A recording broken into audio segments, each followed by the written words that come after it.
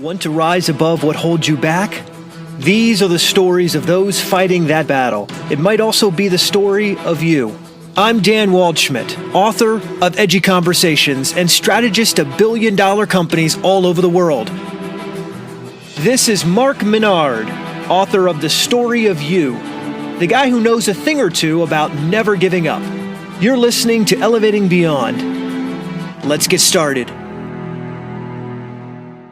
So, it's 1973 in eastern Maine, and this guy sits there in a laundry room late at night, hacking away at a typewriter.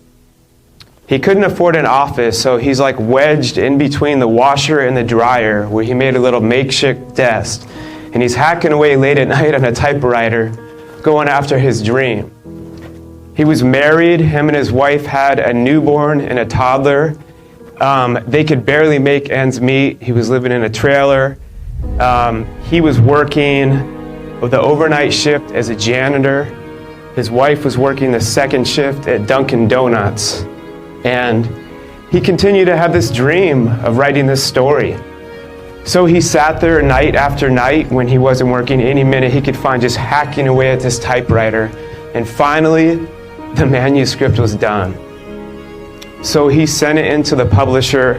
Now this is back in the 1970s. You can't self-publish and stuff back then. It's a big deal just to get, there's probably 10 main publishers. So just for them to give you like a rejection letter, half the time you don't even hear back. So he sent it in, he gets rejected, like not just one time, because that's a process, but not 5 times. We're talking 30 times he got rejected. And he's sitting there in his trailer, he can barely make ends meet, and he gets the manuscript and he throws it in the trash and he's like, I'm done, I give up, I can't do it anymore. And it was his wife that reached down and pulled it out, and she wiped it off and she's like, you can't give up, like, I believe in you. Well, that person ended up to be Stephen King, by the way, who has gone on to sell 350 million books. One of the most successful authors in history, which is mind-blowing. But I know a lot of you right now are thinking, like, that's an awesome story, that's motivational, but like, Mark, how is that dangerous had he not gone after that dream? And, oh yeah, I don't have a clicker. So, yeah, that sounds awesome. Who's that handsome fellow? Not that, so geez, and this is a serious moment too, and it just, but that was supposed to be like, boom, my powerful, and there's my mugshot in jail, that's awesome. So, but in all seriousness though, this was me in jail at age 17, right when I was turning 18. That's my actual mugshot. You can see right here, my left eye was beaten in, it was fractured, my jaw was broken. I almost died. I was also living in a trailer. I managed to graduate high school early somehow, not with an impressive GPA by any means, but I was not only just doing drugs, I was selling drugs, driving intoxicated all the time. The 2 roommates I lived with, we were doing and dealing everything. I mean, it was getting to the level of methamphetamines. It was horrible. And I woke up like that on the jail cell floor. And it was like a meteor like falling from the sky. Like I was just laying there, it was just like boom! And my eyes jolted open. It was like I fell into my body. And all I could feel was the cold cement floor under me. And I had no idea where I was. And I remember I looked up and I saw this giant dude with this grizzly beard, this kind of like huge, like biker, kind of scary looking grown man. And I'm just a 17-year-old kid and I see him sitting there in the corner. And then all of a sudden a door opens and a firm voice I hear, Mark Menard, step outside. So like I get up and my body's aching and I'm feeling like I'm a 90-year-old man as I come across there and I'm trying to figure out where I am, what's going on. And that's when I found out I was in jail. They sat me down to show me my mugshot that they had taken, and that popped up on the screen. And I was like, who is that? Like, what? That's not me. And then my face started throbbing with pain. And the cop told me from the reports that I was in jail. And he said when he read my report when I was in there, he didn't think I was in the holding cell. He just assumed I was dead. He said, your blood alcohol was so high. I've never seen something like that when someone is alive still. And as horrible as this sounds, I think the only way that I lived is because I was doing so many other drugs and cocaine and horrible things along with all the alcohol I was drinking. That made me not die. That made my blood alcohol so high. But I didn't remember how I had gotten there, what had happened. And I had rear-ended someone. I read from the police reports. Later on, I learned all this at a drive-thru at 2 a.m. at a place called Wiener Dog. I don't know if they have it out here. It's open all night long. Somehow I managed to drive my car there, and the only vivid memory I have is just like I was behind this giant truck, and I just remember kind of like being in the drive-thru line and just everything going blurry. And basically I just must have passed out, briskly rear-ended him, and this dude was like 37, had a lot of anger problems. The police report said he opened my door, and I was just like laying there like this, like a catatonic punching bag, and he just beat the living crap out of me. Like, he beat me down so bad. I had to get my jaw wired shut. And when I was out of there, when I was out of jail, I remember I was feeling so low. I was feeling so down and depressed. It was so dark.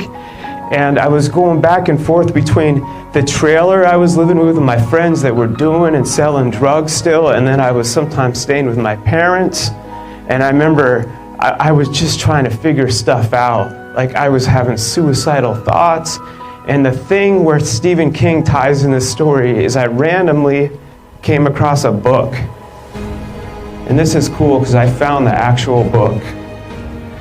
It was Stephen King's Pet Sematary. I found this in my parents' basement. And at age 18, I read the first book in my entire life. I had never read a book before then. Like, I did the bare minimum it took to get my book reports done. I knew how to read, but I always thought that I wasn't a good reader. I thought I was too stupid. I didn't think I could do that. But it took, at that age, like, this is exactly what I needed. A story like this has started opening up something that I forgot that I had. And it was my imagination. And I remember, I'll never forget it, like I was excited to wake up and read the next day. And this led on to reading more and more books. It led to me reading the Bible more. It led to my whole journey of personal development. It led to me going to college. And all of this is the ripple effect. Head Stephen King, who sat in that trailer that day, all those nights hacking away at that typewriter, when 30 publishers turned him down.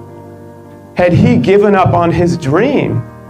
You saw all those amazing things with Dreamshine, all those lives that are being changed. I wouldn't even be standing here right now. I would be dead. And like, this is how important, this is why I keep saying it's not about us. Sharing your amazing treasure that's inside you. All of you have your own dream, your own story, your own special treasure to unearth that's unique to you. You never know the ripple effect that it's going to have across the world by sharing it. And I always hope, if anyone knows Stephen King, by the way, or something, I just tell him, give him a huge hug for me. Because he changed my life. And so what I'm going to talk about today is the 4 main myths that I've discovered that people believe that stop you from doing your dreams. I'm going to expose these, the 4 dream killers. So I need my little clicker. Awesome. So the first one is the passion myth. Now, a lot of you, with your pink forks and stuff, when you think of going after your dream and you say you're passionate about it, you think like passion is like someone's like, woo, yeah, boom, here we go. And someone's screaming and they're jumping, and every day they're so excited. They're like coming in, and do you guys remember like this sweet move, like the Running Man? Like I'm coming in like, yeah, here we go, everyone, woo! Start clapping, everyone's cheering. Yeah, pink fork for the Running Man. That's not what passion is. See, passion has nothing to do with feelings. It has nothing to do with feelings. And we see these bios of all these amazing people that have done these incredible things, but we never see the battle scars behind the scenes that they've gone through to get there.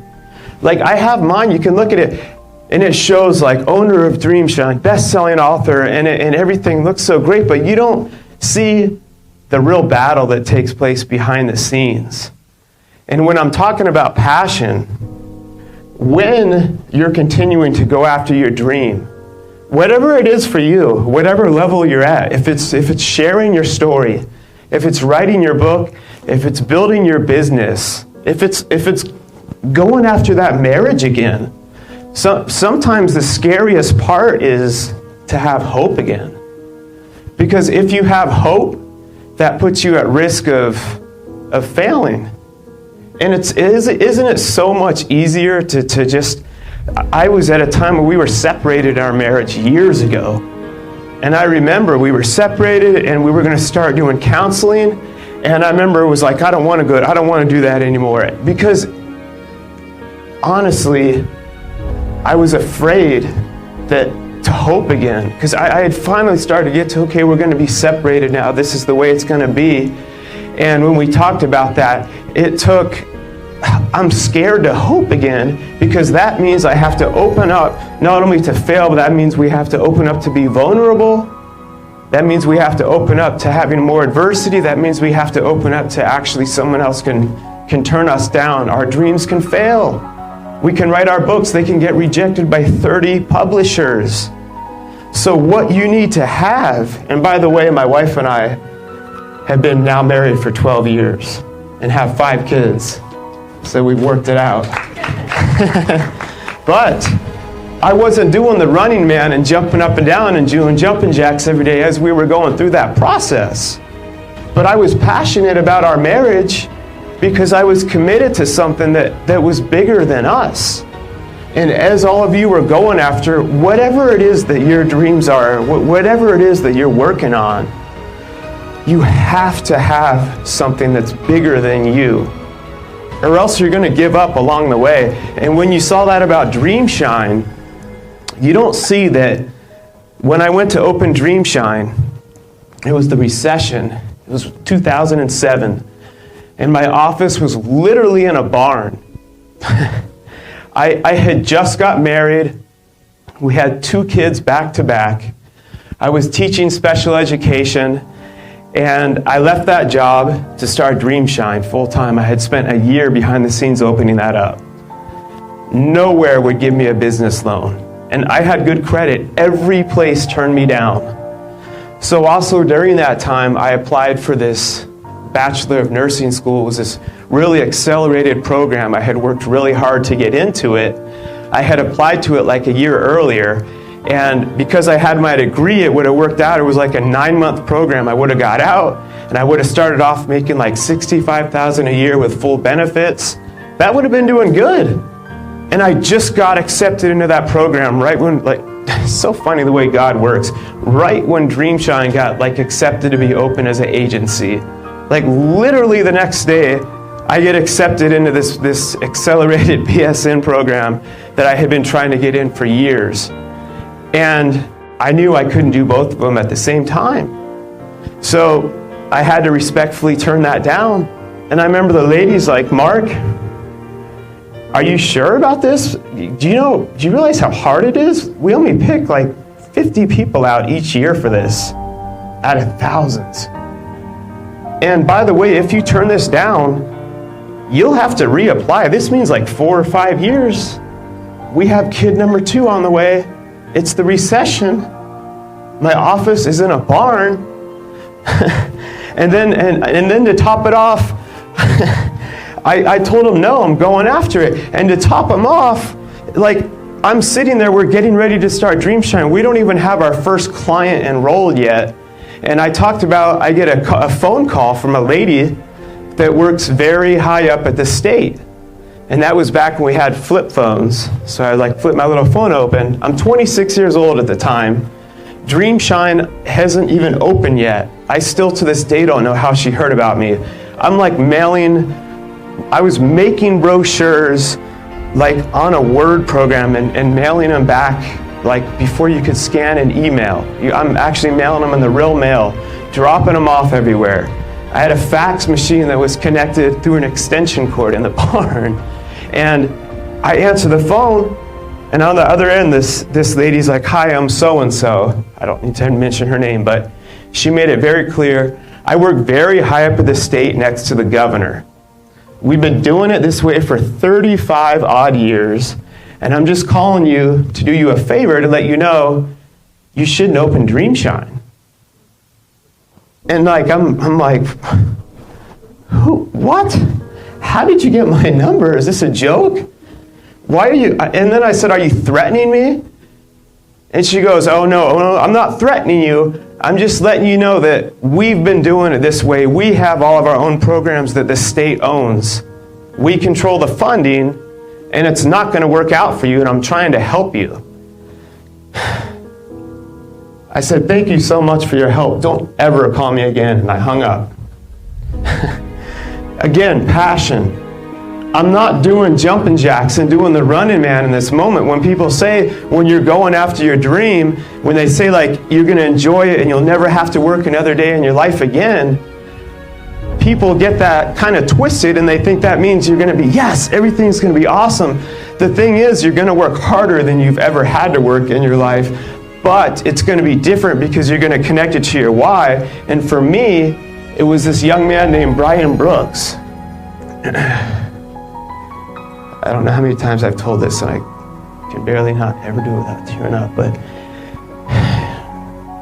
he was a young man born with autism, dual diagnosis of autism, developmental disabilities, in his mid-20s, and I used to do weekend care with him at that time. I was working multiple jobs, and I remember after high school, his mom tried him, just kick that over, sorry, in one of those state programs that I was talking about, that wonderful lady that gave me the great help called, that monopolized the state. The only ones they had available, they had him in it. And he would start screaming and digging into his skin and wouldn't be eating and would come home at night, and his mom was so worried about him, and she was thinking maybe he's adjusting because he's in a new environment. This is after school. And she went and visited him at what they call the workshop.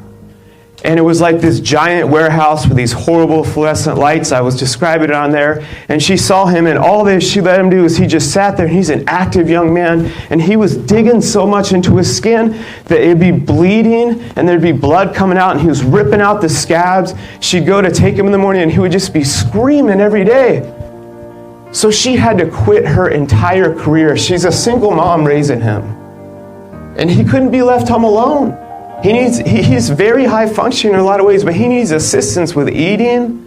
He doesn't understand, he could turn things up and start a fire. He doesn't understand a lot of those things. She had to quit her full career and got something. I think she got a job doing medical billing, and he was home with her every day. So he was safe. But when I told her about Dreamshine, she was so excited about it. And she kept pushing me. So when I got off the phone with that lady, when my office was in a barn, when everything was against me, I would think of Brian. And I would imagine him being at this place like Dreamshine where he would have these amazing options. He would be able to do all these different things. And then I started thinking, if this is going on with Brian, think how many other individuals that this is happening to. This isn't about me. And so when we're going after our dreams, it's not about just being passionate. Passionate really means to be committed. It means to be committed to your why, that you're going to continue to go after it and you're not going to give up. You don't get to give up. And your why is what keeps pushing you forward. You have to believe that it's bigger than you, but don't be temporarily attached to those feelings that when you go through those storms, Don't ever make a permanent decision based on a temporary feeling. That's one of the most important things I can tell you is never, ever, ever make a permanent decision based on a short-term feeling that you're having in that moment, because feelings come and go. That's not what passion is. So the next one is the confidence myth. Now, a lot of people, including me, when you saw me in jail, I used to think that people that had confidence, that had charisma, that were successful, that they were born with it. Like, I would see someone like me right now speaking, and I'd be like, I could never do that. That guy never gets nervous. That guy's never been through adversity. He was born with charisma. He's never had any struggle. She's never had this. And I thought confidence is something you just either have or you don't have. And I would look at these like successful people and think, I can't do that. I can't speak, I can't write a book, I can't have a company. I don't have that natural confidence in me. I'm terrified. I have fear all the time. I go through anxiety. I was this loser in jail. But then I've continued to learn throughout my own life that that's a bunch of crap. Confidence is a muscle. We all have the ability to grow it as much as we possibly want to at whatever we're doing. But confidence is built by putting the reps in. And if you hit the next little button, it should. So when I was in jail and I started making that transition from in between there and Dreamshine, the first thing that started building it, I told you, was I read that book, Pet Sematary.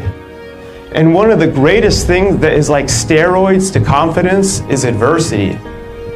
See, we can look at adversity as a horrible thing, or we can realize that I started reading more and thinking, you know what, I'm thinking I can go to college. I used to think I was way too stupid, and losers like me don't go to college. And both the guys I lived with in the trailer at that time that I was doing drugs and selling drugs with told me, you can't go to college. People like us don't go to college. And they said, you're a sellout. What, you think you're better than us? And I'm not going to lie, I would hear stuff in my head. I'm already doubting myself enough. And then you hear that, that's just another punch in the face. But I kept reading more books, and I realized I was actually good at reading. I realized I'm not stupid, and that started building that confidence muscle. So then I got into college. And this isn't about college. Whether or not you go to college, that's on you. Everyone has their own journey. But for me, at that point in time, it was about making it through something and finishing something. Because my life was a mess before that. And so I went to college, and then I started having these wonderful things. Actually, raise your pink fork if you have ever had this great thing called an anxiety attack at any time in your life. Have you ever had a panic attack? Wow. This is my type of room. Well, so now I'm not doing all the drugs, I'm not drinking, and I have to deal with this fun thing called being sober and all these social situations. And I was like, oh crap. I remember I'm sitting there in a college class one day, and all of a sudden, I didn't know what anxiety was. I didn't know what a panic attack was. And it was just like, I couldn't breathe. My face was beet red like a tomato, and sweat started just dripping down my face like a waterfall.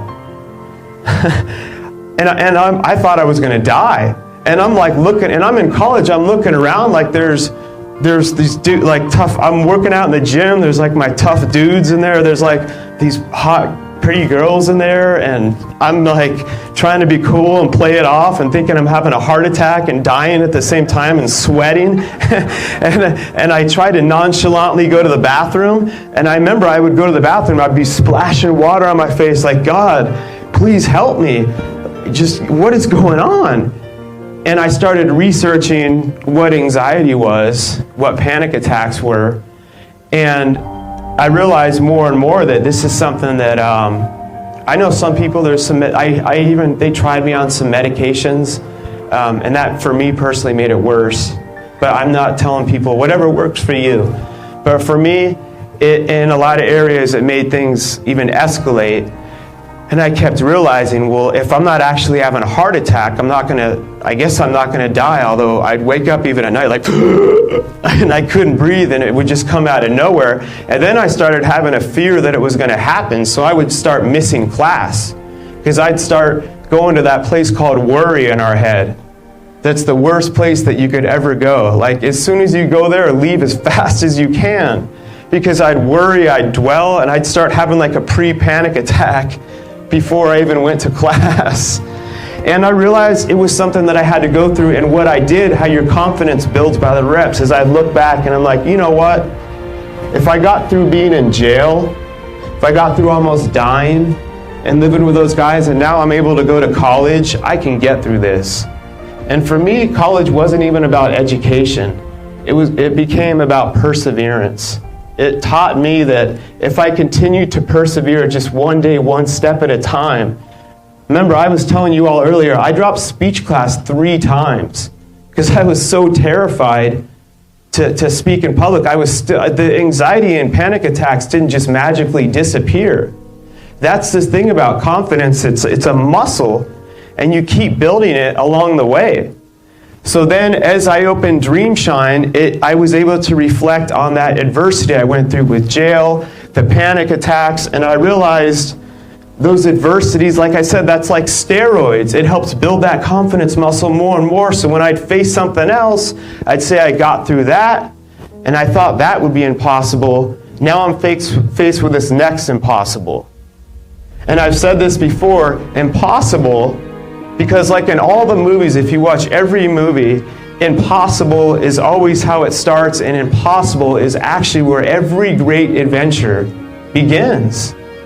It all starts with this impossible fool's hope. And so I just continued to push through this and this confidence that I would build. And if you click the next one, please, thank you.